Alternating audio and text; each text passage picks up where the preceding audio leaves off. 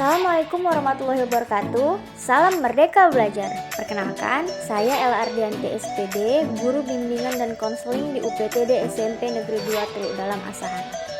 Lewat video ini, saya akan memaparkan pemahaman saya tentang topik Merdeka Belajar yang telah saya pelajari di platform Merdeka Mengajar.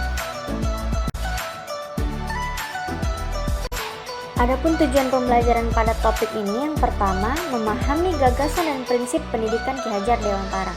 Kemudian, memahami untuk memfasilitasi murid tumbuh sesuai dengan kodratnya dan mampu menerapkan pembelajaran yang memerdekakan murid.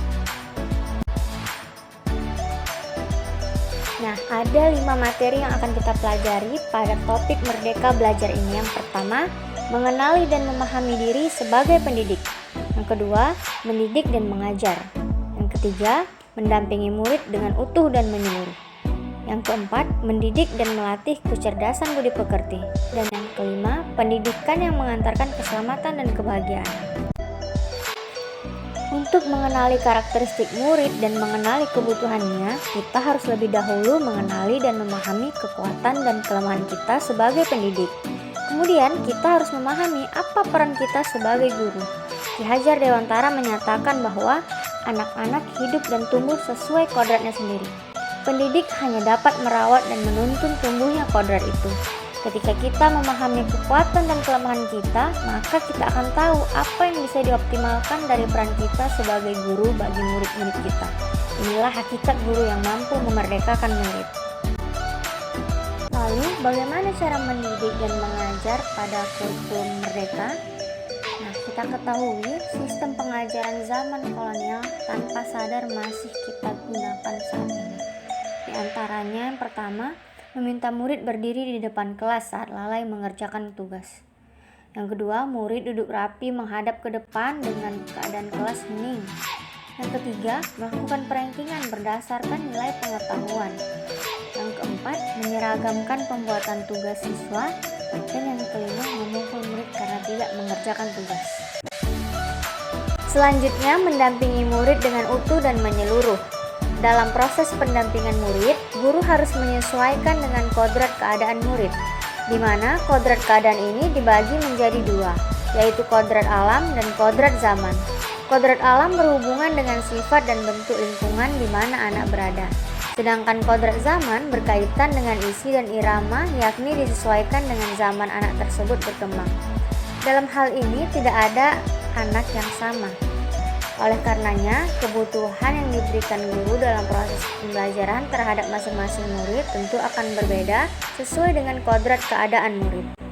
Selanjutnya, dalam mendampingi murid, guru juga harus menerapkan asas trikon, yaitu kontinu, pengembangan yang berkelanjutan atau terus-menerus dengan perencanaan yang baik. Selanjutnya, konvergen, yaitu pengembangan yang dilakukan dapat mengambil dari berbagai sumber. Dan konsentris, yaitu pengembangan yang dilakukan harus tetap berdasarkan kepribadian kita sendiri. Selanjutnya, guru juga perlu mendidik dan melatih kecerdasan budi pekerti murid. Budi pekerti terbagi menjadi dua bagian. Bagian pertama yaitu bagian biologis. Rasa takut, malu, kecewa, iri, egois, dan segala perasaan manusia termasuk bagian biologis yang tidak dapat dirubah. Bagian kedua yaitu intelligible. Sedangkan kecakapan, keterampilan, dan kemampuan menyerap pengetahuan termasuk bagian intelligible yang dapat berubah karena keadaan, lingkungan, dan pendidikan. Melalui proses pendidikan, kecerdasan budi pekerti murid akan bertumbuh dan berkembang sehingga mampu mengendalikan watak biologis.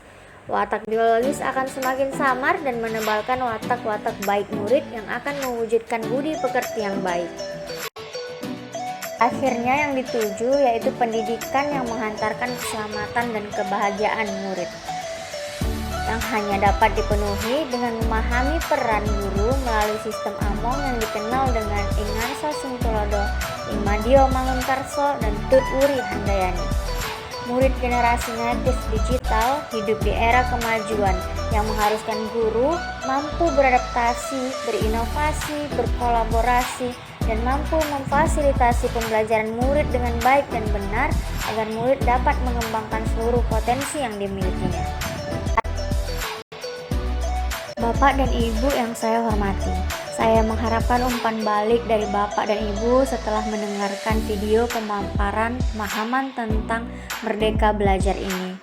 Link umpan balik dapat diakses pada video ini atau akan saya cantumkan di deskripsi, atau dapat langsung berkomentar di video ini.